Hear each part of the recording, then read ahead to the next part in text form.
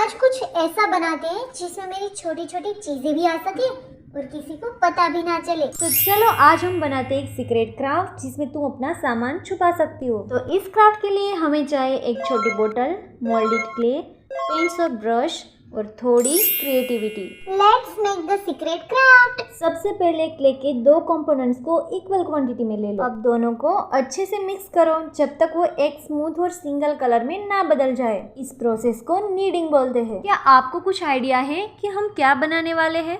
और इस secret craft में मैं छुपाने वाली हूँ मेरी मनपसंद चीज। तो हमारा सीक्रेट क्राफ्ट क्यूट भी रहेगा और यूजफुल भी। उसके लिए मुझे लास्ट तक देखना पड़ेगा कि आप मेरे लिए क्या बनाने वाले हो।